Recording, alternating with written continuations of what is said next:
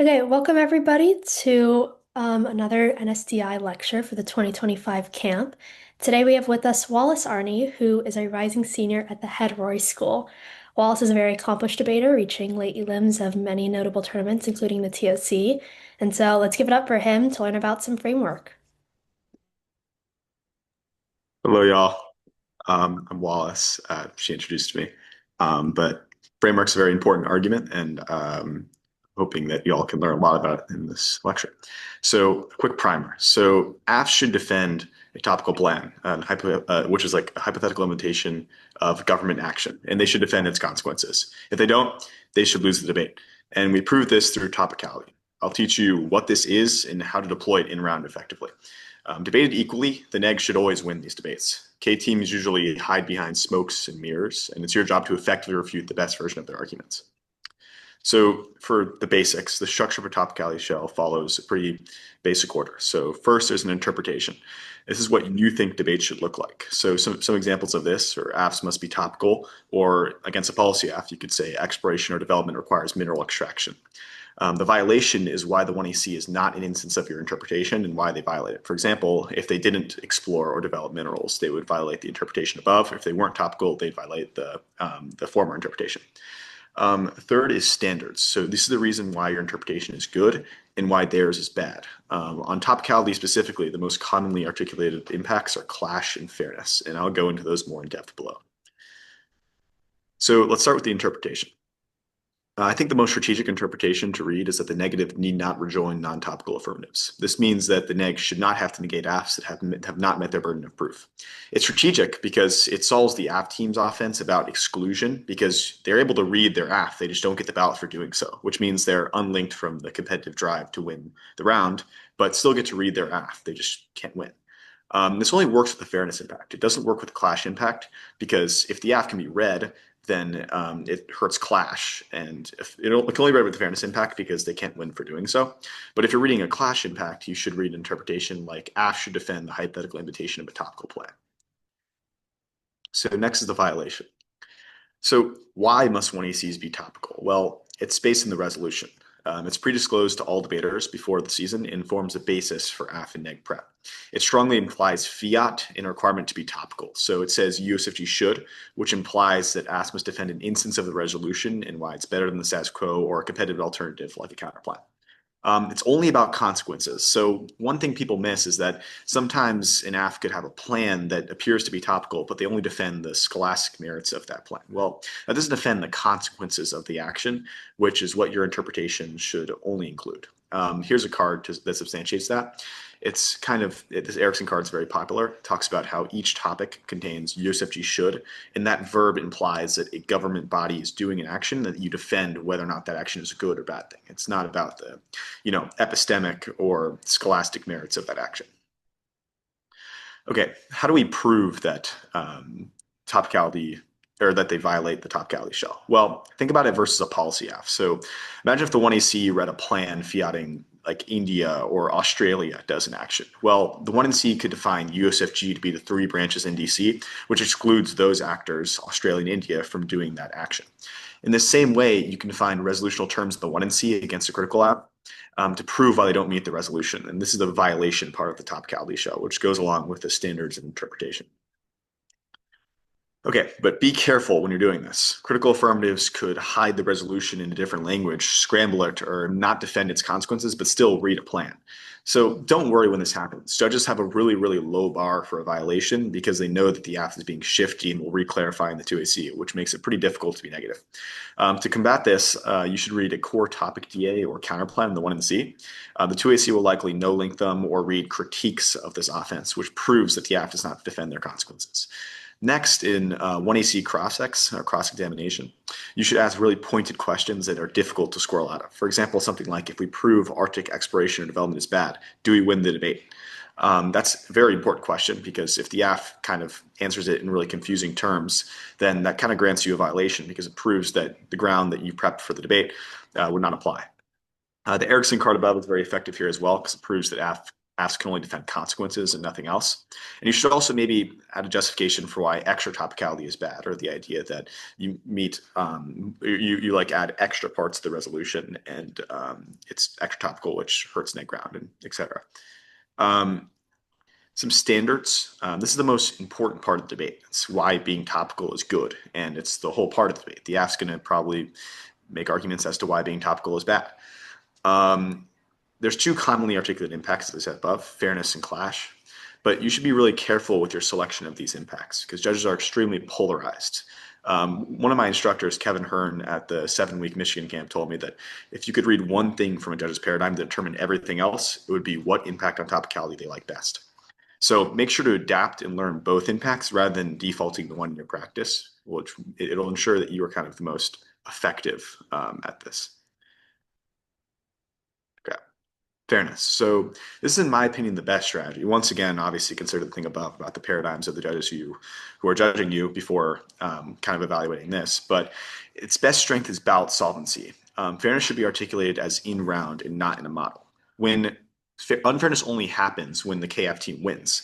But if they don't win, then the round was not unfair to begin with, which means that the ballot can solve fairness approximately, whereas it can't solve the KF team's impacts. You should repeat in the 2NC and 2NR when going for a fairness type impact that only your impact is remedied by the ballot, whereas the ballot can't solve the AF team's impacts, so it's not worth it to vote for them. So why is fairness an impact? Well, this is the most difficult thing. When you're asking cross-ex, why is fairness a terminal impact? It's pretty difficult to answer. I mean, it kind of just seems like deontologically good or good intrinsically, but we need to prove that in order for it to be an effective strategy.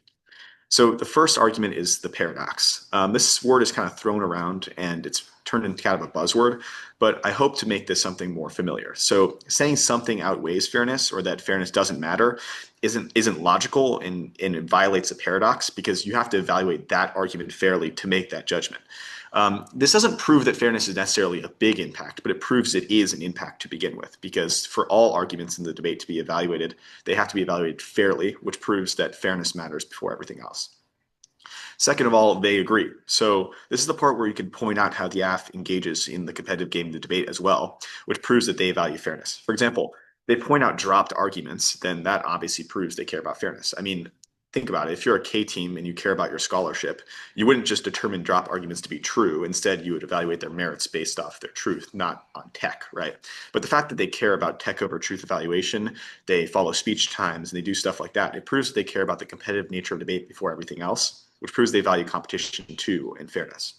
So third is moral coherence. So this argument argues that you don't need to prove things statistically necessarily, but if the AF's ethical assertions like racism bad or other types of violence are bad, they also rely on fairness, which proves at least important for making decisions.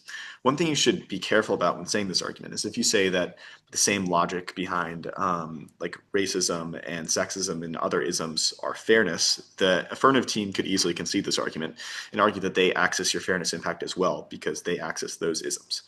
The issue with that is that the ballot cannot solve those isms, but it can solve fairness, which was the argument above. So I think it's important to make this argument to prove why fairness has some value. Okay, so this is a card that most people read on Framework. So it kind of gives like a tangible impact to fairness where it causes burnout. So if you prep for the resolution over and over and that prep never gets used or you keep losing because of that, it can cause burnout where debaters are forced to quit. The kind of issue with this argument is that it's thumped by other rounds. There's so much unfairness in debate. I mean, if you were AF and the neg team read 10 condo and you argue that that was unfair, that caused burnout? Well, probably not because you didn't quit and you kept debating. So I'd say this argument's not very effective, but the other arguments above are better. But I think you should still make this argument. So there's some internal links to access fairness and clash, which will be down below. First is predictability. So this is what I was talking about above, about definitions. The debaters prep in the context of the resolution, and they prep the most predictable definitions. And what that is depends on different internal links. So for example, a definition with more intent to define, intent to exclude, and that pairs the resolutional terms, exploration, development, might be more predictable than a definition that is acontextual and just says the word development once. These definitions are best because that's what people researched before the season started, and therefore what neg ground is based off of.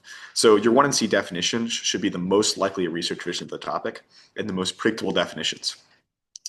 2 is limits. So if you don't limit the agent to USFG or the action to Arctic exploration or development in the United States, it would be horrible for the topic. It would create a completely insane research burden because the neg would have to basically research any private actor, any country, international organization, et cetera, doing an action. And if it's not tethered to Arctic exploration, then there's infinite different actions the AF could do, making it impossible to prep effective case negs as the negative. So the next internal link is ground. One big problem with the ground argument is that you don't really have a God-given right to ground. I mean, everything links to something. For example, the racism bad AF links to the argument about racism being good. It links to defense about racism not being a bad thing. Obviously, these debates are not great debates and they're pretty horrible, but ground always exists. You have to articulate it in certain ways to overcome that problem. So the first type of ground is irrefutability. So if there's no tether to the topic, there's no incentive to be controversial. So competition drives 2As and 2Ns to find the most sort of shifty cases and ones that avoid clash, because clash avoidance is the way to, maximize wins. If your opponent doesn't respond to your arguments, then because of debate math, those arguments are true. So if you can avoid clash, you're going to be more effective. And what teams would do under the AF's model is they'd race to truisms and polemics and things that are definitely true so that the neg would have no ground to stand on in those debates. Second type of ground is shiftiness. So unlike a plan where there's one advocacy where the negative gets counterplan competition and normal means for links to their DAs, KFs have no stable advocacy. They have no plan, which means that it's pretty much impossible as a negative to determine the basis for competition or links to DAs or Ks because they have multiple normative statements or should claims in multiple cards. For example, imagine the neg beats an argument about haptic sociality and communities of care, but drops the third argument about the sonic performance. This would be pretty much unworkable because, there's so many different advocacies, and the AF could maybe stack the deck in their favor and have 6 different normative claims and win the debate if the neg drops one of them. So there's a lot of defense people read against fairness. All of it is really blippy and bad, but it's become a trend recently to read a lot of blippy subpoints as the AF against fairness. And if the negative drops one of them, then the impact is much lower than it started as. So one argument AF teams usually make is that structural unfairness outweighs. So structural unfairness consists of things that are not procedural or outside the round. For example, the fact that some schools have more coaches than others, the fact that race plays a really big part in how judges are biased towards certain debaters. Speed, resources, how certain schools have less money than others, right?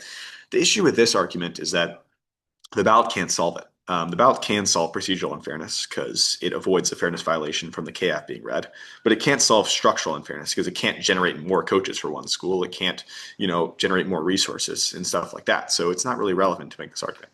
Next is that procedural unfairness turns it. In a model where there's not procedurally fair debates, the biggest teams like Peninsula, NBA, et cetera, would all race to the most sort of unrefutable cases because they have so much resources, and that would exacerbate structural disparities. The next argument is that even despite structural unfairness, there's still a side bias towards 50-50, which proves the game is fair even despite those structural differences. And we tend to sort of accept the fact that some teams are better than others, that some teams are more resourced than others, and even despite that, we still play the game. This argument AF teams make is that the game is globally fair, which means that we must be AF and neg 50% of the time, which means that the fairness violation doesn't really matter because you can be AF as well. This argument's stupid, because it'd be really bad for debate. Everyone would go 3-3, and the outcome of debates are predetermined, which would be really bad. The next argument is that exclusive focus on policy AFs encourages different bad advocacies like process counterplans and word picks. Some obvious answers is that theory and perms check this, and that the standard for competition with KFs is infinitely worse. Like I said above with the normative claims, what does the neg get competition based off of? They can maybe get the competition based off of lines and evidence, unhighlighted lines, etc., which is much worse than process counterplans or word picks. The next argument some teams make is that you can read your policy AF on the neg, which produces an impact turn debate of topic good versus topic bad. The issue is the AF gets permutations in these debates, and because of the like irrefutability ground stuff, apps will always rate to uncontroversial statements, which means they wouldn't actually trade off with topical action. Another common argument is that the wiki solves because the app was sort of disclosed in the wiki, which solves predictability. But that doesn't really do anything. I mean, the app can always pivot. They have multiple normative claims. You don't know how the app works, and it ensures concessionary ground because the 2AC will dictate what the block does, and the neg's always playing catch up, and they get 2AR persuasion to sort of pick up the pieces of the debate. The next impact is clash. Now, clash is better for judges who are older, typically, and those judges also don't really like fairness as much. But it's more for older judges who have been in the activity for a long time. They believe that framework operates on models no matter what. So in those debates, you should try going for clash. So I guess if your opponent's going for in-round impacts, you should choose to go for fairness. But if they're not, then clash is the way to go. So it has some strengths. It's basically the magic of debate. It makes us smarter through margin, through argument refinement and critical thinking. Think about a topic that has the most ideal clash. Debaters would research everything, and they would sort of iterate over these ideas to create the best version of their arguments. It'd be great for critical thinking as well as to be better debaters, which is sort of the only really real impact for debate. It turns all of AF offense. High schoolers don't have all the right answers. I mean, I'm not sure how you can stand up and say Arctic exploration is bad, like wholesale, without actually testing the topic and seeing the merits of the resolution compared to its downsides. So we have to interrogate different perspectives on political issues, and arguing for things we don't believe in can help us change our perspectives. There's examples like, for example, how Malcolm X he thought about different viewpoints from people on like the other side of the movement in order to refute them more effectively. This is what's kind of special about clash. It's very, very important when you're going for clash that you win defense as subject formation, or the idea is that people change their minds because of debate. You must argue that clash is content neutral, which means that whatever we're clashing over, whatever the content, it doesn't really matter because we're just increasing critical thinking skills. The K team will likely always be right that the thing they clash over is more pedagogically valuable. But the issue with that is they can never access that clash because of the limits and predictability internal links above. The question is, can they access their clash? The answer is certainly no. Okay, so think of subject formation as solvency for the AS model.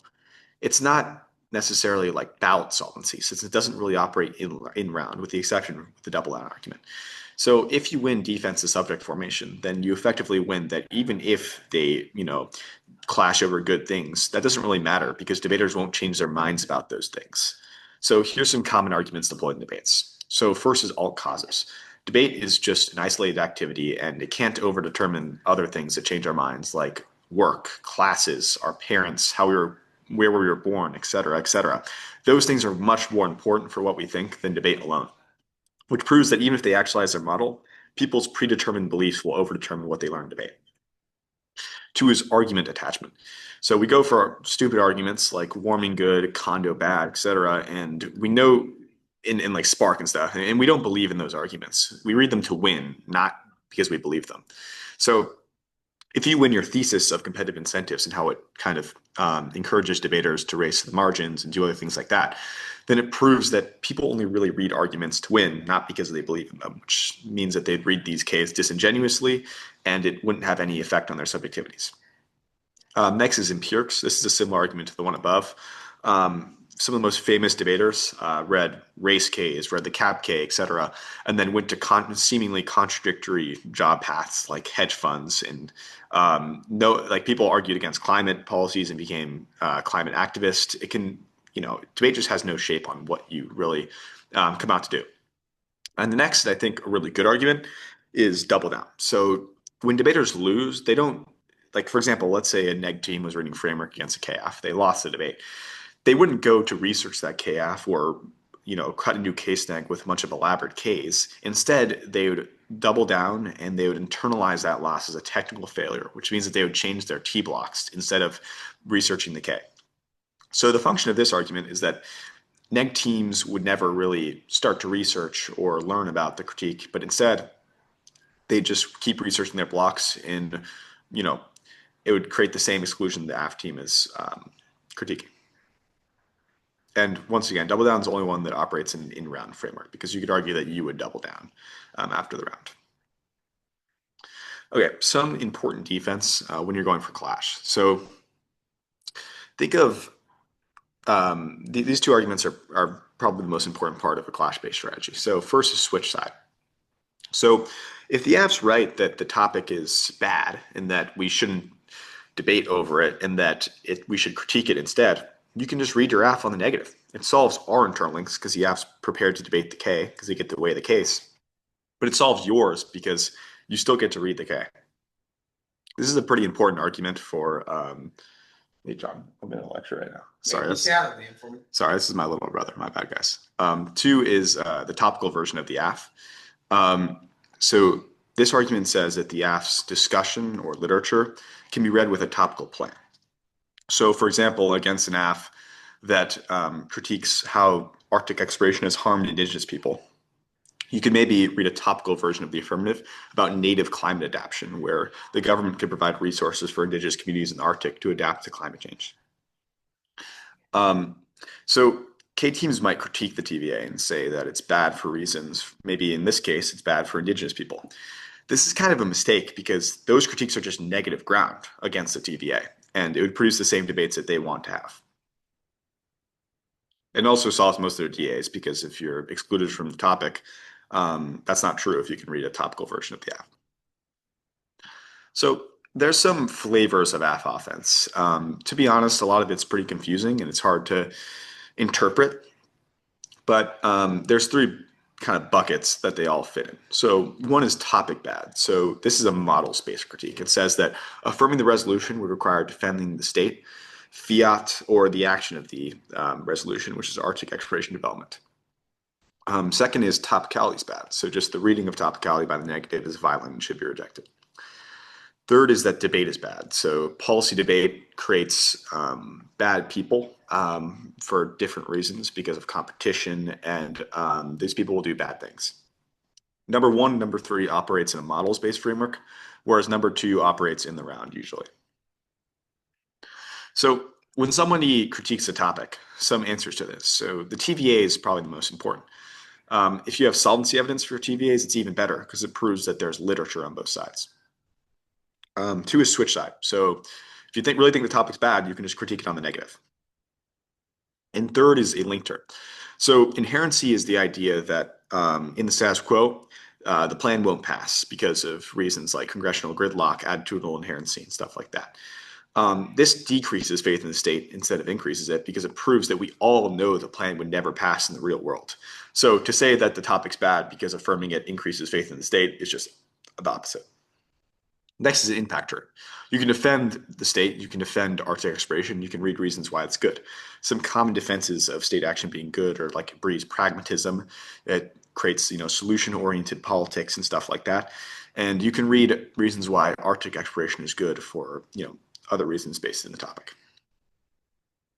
When people say debate bad, it's pretty hard to say that because the AF team is debating, maybe in a less conventional way, but they're still debating, which means that they usually link to their arguments.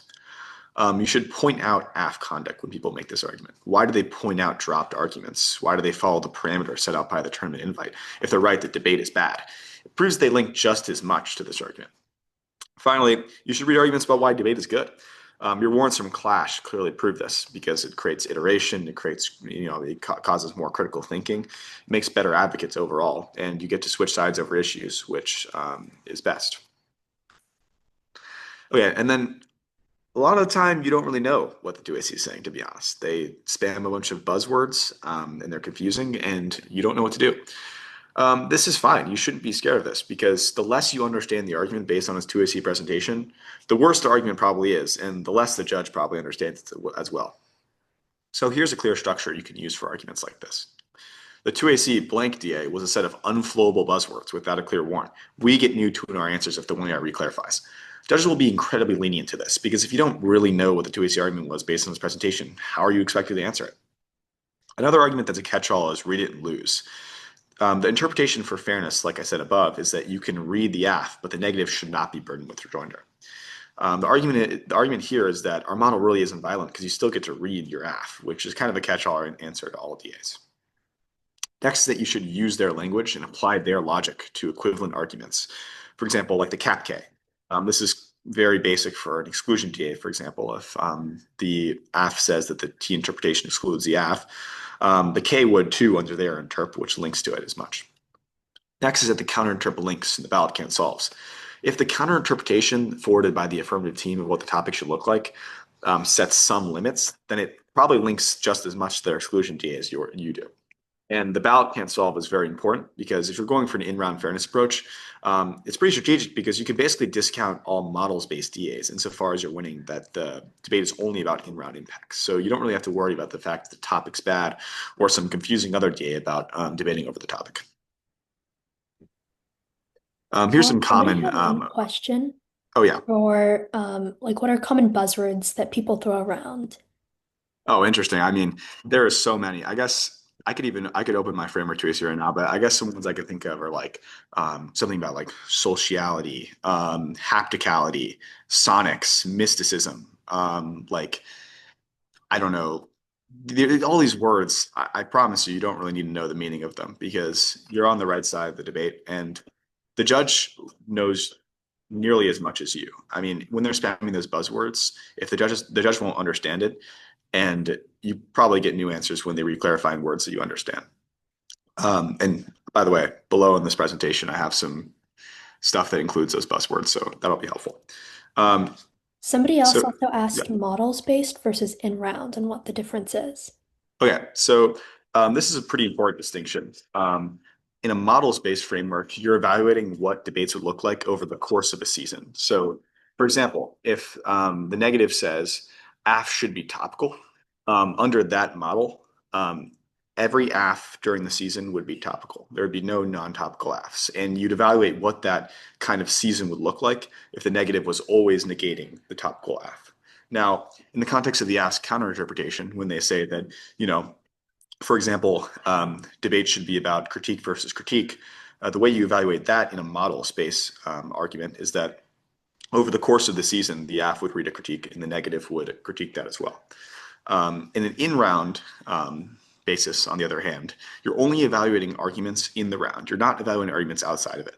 So, for example, when the negative reads a fairness argument about how the negative should not have to rejoin the AF, they're making arguments about why the prep they did for that round was not fair because the AF had no basis in the resolution. And you don't get to talk about arguments about what different AFs would look like during the season. Instead, you're just talking about the AF that was read in the round, if that clarifies your question. Okay, so some common DAs read by the AF. First is a definitions DA. So above, like I said, the 1 and C will define what they think is the most predictable version of the topic, which probably includes legal definitions. The AF team might assert those definitions universalize an interpretation that's Eurocentric and not aligned with lived experience. So some arguments you can make against this is first is like a link term.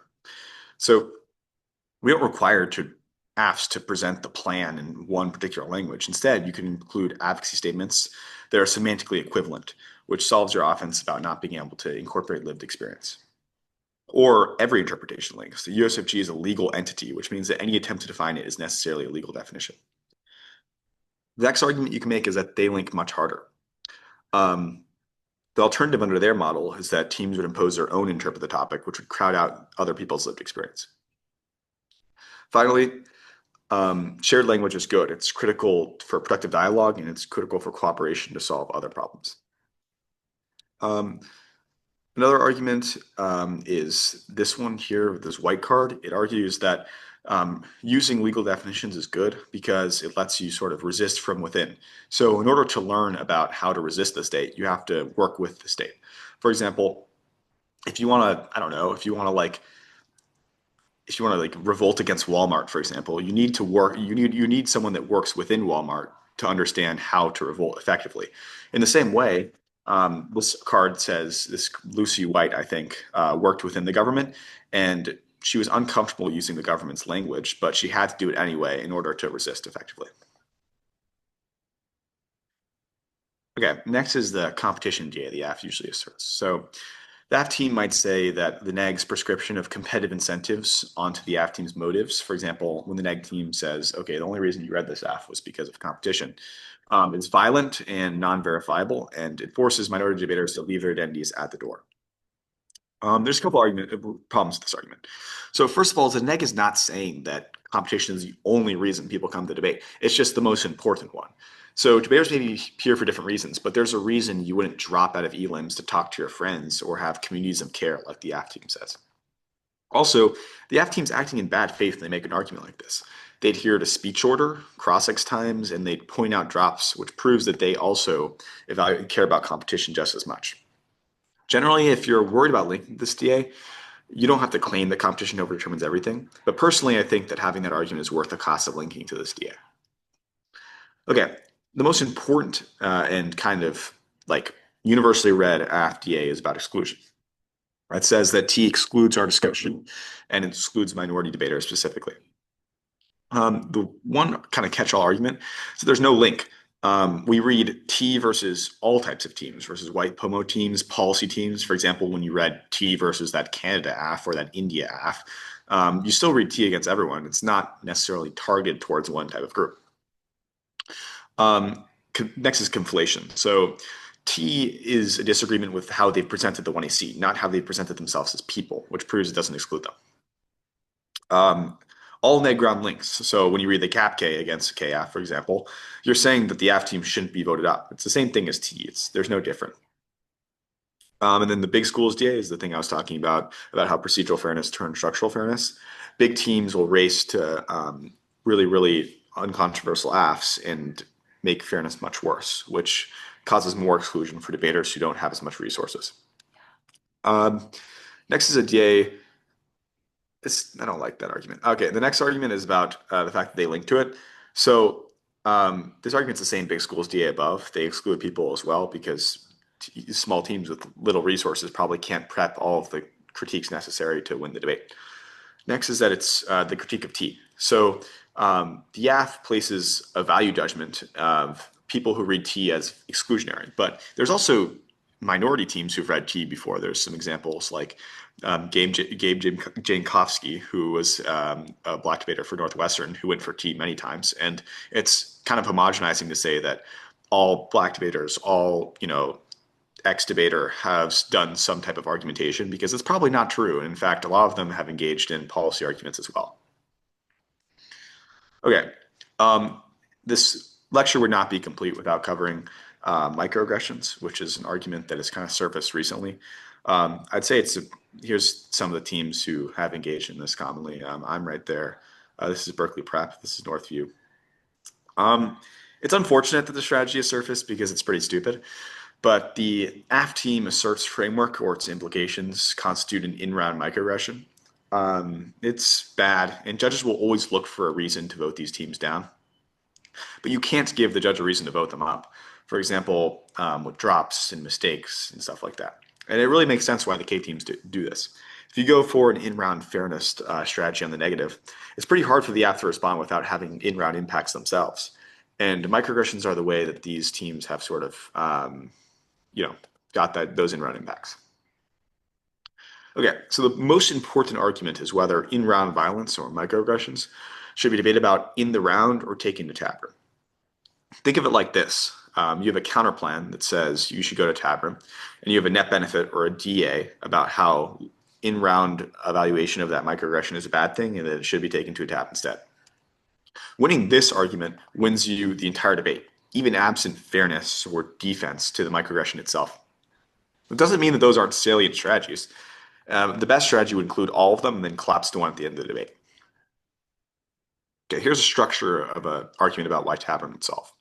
So first of all, tab exists at pretty much every tournament, and they're all usually community organizers who have debaters' best interest in mind. They're not racist. They're not, a common argument NAF teams make is that they're the PRL or something like that. It's just not true. I mean, tab room is staffed with a bunch of people who care about debaters and about people and about how the tournament's going. So anyway, the reason that litigation of in-round violence is bad are multifold. So first is speech times. So debates nature, they're speech times, right? Which means that you can't really you can't really litigate the microaggression to its full extent because you're constrained by the speech times. This could result in false negatives. So, for example, you maybe there was a microaggression that happened, but you couldn't explain why it was one in the available speech times. Um, Next is competitive incentives. So the one thing you should really think about in these debates, even outside of microaggression debates, is how competitive incentives influence the AF's arguments. Um, it encourages you to win at all cost, which kind of takes away the faith in the AF team's arguments. So it encourages lying, misrepresentation, and influent or aggressive assertions of violence that cannot be verified. Next is an argument about how good debaters, so racist but skilled debaters, can beat like bad teams on these microaggressions by winning the in-round litigation debate. The reason TAB avoids this is because TAB room does not evaluate tech over truth. Instead, they evaluate truth over tech. Next is double down, which is the argument I said above. Debaters would just keep reading T instead of changing their blocks. It also, the fact that there's racist judges out there and they're less, it's like there's not much check on racist judges joining the tournament, but there is on racist people joining Tavern. Okay, the only reason microaggressions work is because of debate math. None are true or real, and mostly all of them are in bad faith. Below is just a general structure. Not all negative arguments are T bad, but instead stuff like legal definitions, fiat, etc. So make sure to answer their specific argument. Okay, so losses are inevitable, and the fact that the school you're debating against probably has lost the T in the past thumps the fact that they had negative psychological effects from it. And if they really cared, they'd probably stop debating after that. Two is empirics. So there's been years of debates, including the identity group, the AF sites losing to T, but they've never experienced those impacts. And also, we wouldn't have read T if they told us not to. I think this argument's pretty good. If you saw our wiki, you saw that we read T before, but you still read your AF and you didn't care to stop us from doing so, which proves that you don't really care. Next is that it's not exclusionary. Just we shouldn't be punished for being not prepared to debate an untopical affirmative. Like, what other argument could we go for if we're right about arguments about limits and predictability? Because it's the only thing we could have gone for against the AF. And then framing T as violent is trivializing. A lot of the time, AF teams make assertions about how T is akin to different forms of violence in history. This is obviously trivializing those forms of violence because T is just, it's everyone knows it's not really a violent argument. It's just another debate argument. And framing it like policing or like stuff like that, those are materials forms of violence and they don't scale up to what T is in debate. Okay. K teams will say that the ballot acts as like a micro affirmation. So it affirms them and shields them from the harmful practices of microaggressions. The bigger the K team explains their impact, the less likely a microaffirmation would solve it. Because if they're right that a microaggression causes like significant mental health problems, one ballot probably wouldn't solve that. So here's some arguments against this approach. So first is dependency. So if you have to rely on a judge to help you when you've been microaggressed, it creates a pretty weird emotionally dependent relation between judges and students. And judges aren't really, they're not professionals in that area. Instead, it should be replicated through therapy, parents or friends, or people you actually care about instead of strangers at a debate tournament. Next is guilt dissuasion. So if you let judges evaluate microaggressions, it lets them wash their hands and believe they've stopped racism while still being complicit in their investments, which means that judges really wouldn't, they wouldn't really change. Instead, they'd stay the same because they're not actually solving anything. Third is reliance. So this argument's good because if you're right that microaffirmations in debate are so good and so helpful, it makes out-of-round confrontations in the real world with microaggressions much harder. If they say friends fill in or other forms solve outside of debate, that's just an alt cost of solvency because they could also solve for you instead of the ballot. And this is offense as well. Debate is hyper liberal. It's a very progressive community, albeit with some definite problems, but it's more liberal than where most people live. For example, if you live in like southern states, et cetera, et cetera.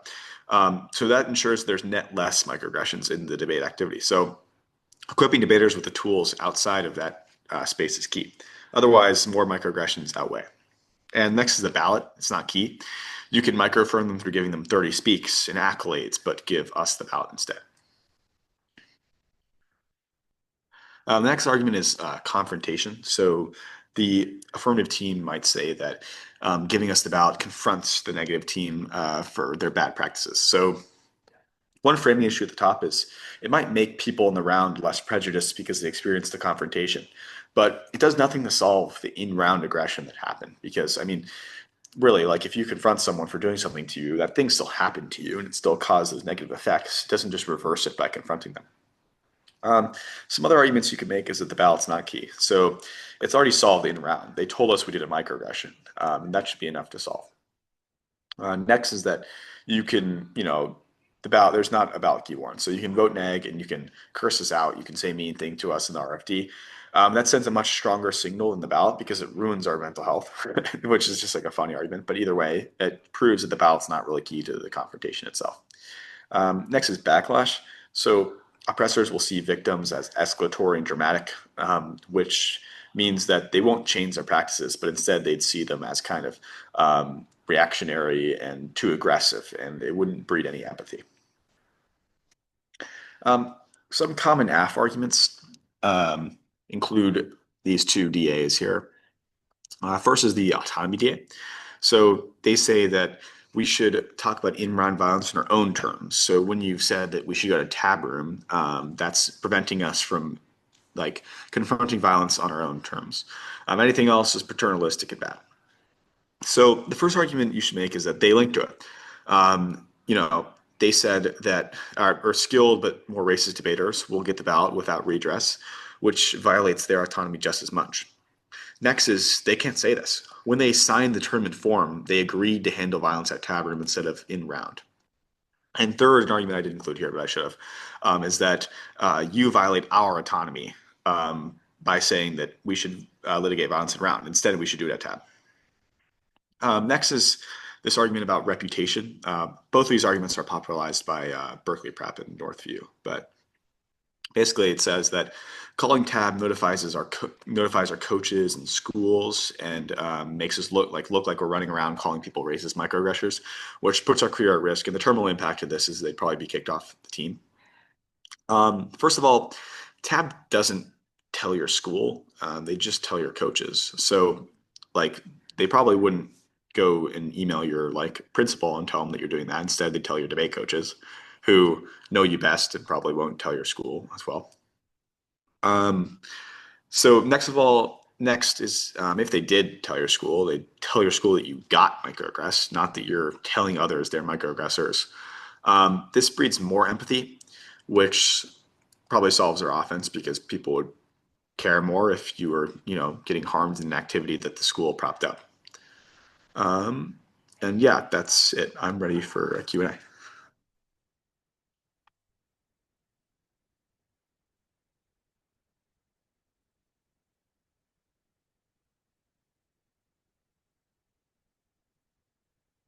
Yeah, I will.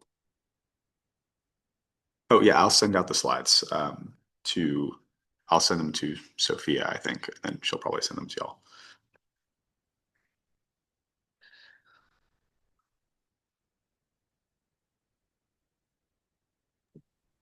Wallace, what is debate math? Okay, debate math is tech over truth. So when things are dropped in debate, for example, if the AF makes an argument, let's say they make an argument saying the sky is red. Everyone knows the sky is blue and not red. But if the negative team does not respond to this argument, then it is assumed that the sky is red now. That's what debate math is, and that's the reason that these microaggression arguments are popular and that they win, is because a lot of the time your opponents can mishandle them, which means they're true in the context of a tech over truth evaluation.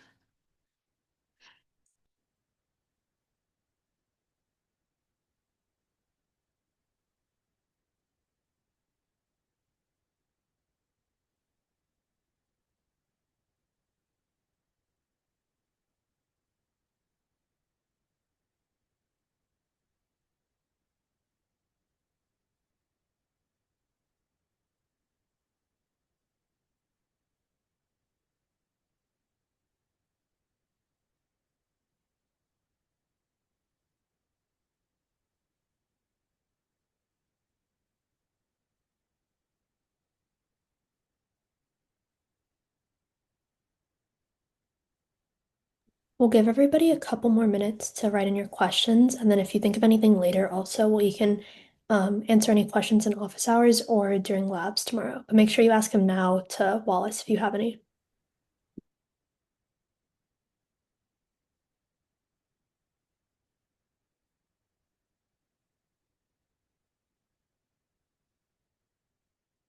Yeah, I'll send the slideshow out after. I'm not sure how it's going to get to y'all, but I'm sure Sophia has it set up. How does presumption work? Okay.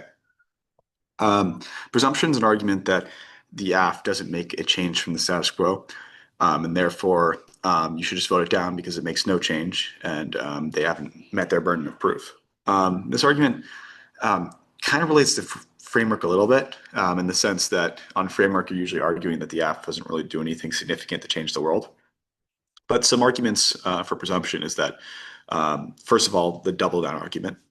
Teams wouldn't research the AF, and reading the AF didn't really do anything because everyone would just read the same blocks, read the same T blocks, and double down on that. Second of all, is the AF scholarship has been read before in academia, and it's been used in other forms as well. And the AF is just kind of regurgitating that scholarship. They've not really made any change. Third is that I'm just kind of thinking about this on top of my head. Competitive incentives probably distort solvency for the AF because if they really cared about their research, they really cared about the stuff they're presenting in the 1AC, they would do it in a different form. They'd give a speech at a protest. They'd maybe go to like different communes and talk about their project. They wouldn't do it in debate. And the competitive incentives means that people always try to find a reason the AF's wrong instead of trying to, build allies with the affirmative team.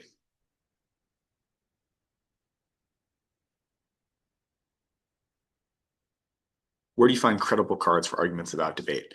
Um, well, I'd say in framework debates, you should not read that many cards. In the 2NC, maybe read one or two cards.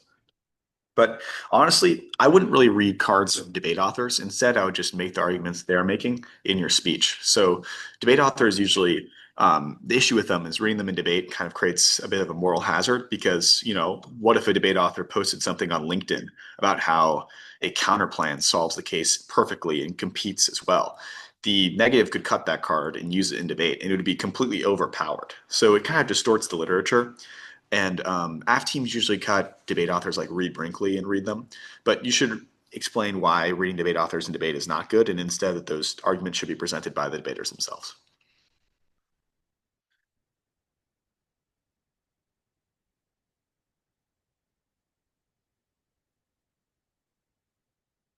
Okay, so AF against the K, it's pretty similar actually. Yeah, you would so the arguments about limits and predictability can be applied to the K on the neg as well, with the same Erickson card I talked about. So if the negative reads a K against an AF, they're saying that the representations or the scholarship behind the AF is bad.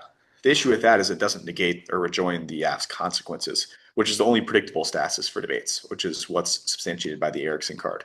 Um, if you're AF versus the K, I would think you should go for fairness most of the time. Can you send a framework for an example?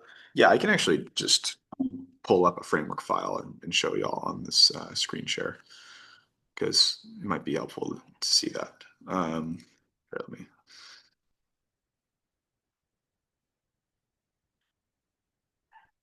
let me just open this up real quick. Okay, screen share. Okay, here's my screen. So this is a 1NC.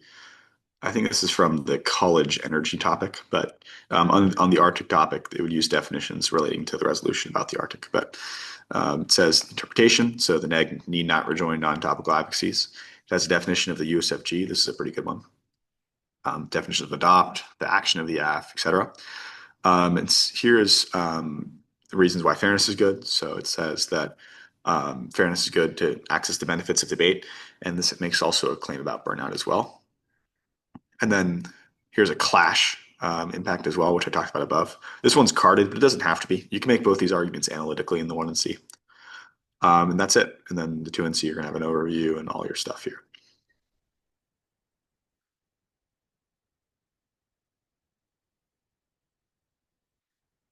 I don't know if I can send it, but camps will publish their own framework files that you can use.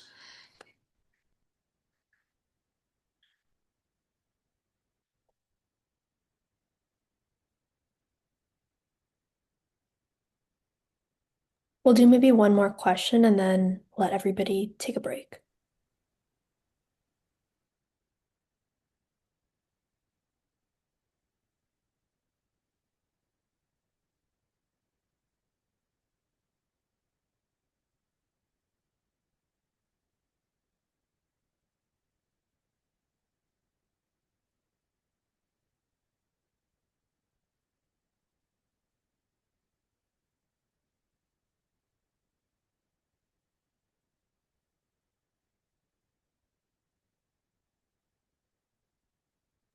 Okay, we got one private question, which is, what do we do if it's a new KF? How do we tailor our arguments? Honestly, if it's new KF, I'd say in cross-ex, ask about what the advocacy is and what they do. You'd also make arguments about, um, I wouldn't even say tailoring your arguments is that important. Instead, I would make arguments about how the fact that they read a new AF proves they care about competitive incentives. Why would they break the AF new? Why would they break the AF new and deny the neg time to prep if they really thought that their discussion mattered? If they really thought their discussion mattered, they'd disclose their AF 30 minutes before the round. If you want to tailor your DAs, I'd say that you should just use the same language the 2AC says. So when the 2AC says their buzzwords about hapticality, sociality, etc., you should re-quote those words in the 2AC when answering the DA, and use the same generic answers I gave you, but you should use their language so it looks as if you are answering the specific argument the 2AC is making. All right, thank you, Wallace.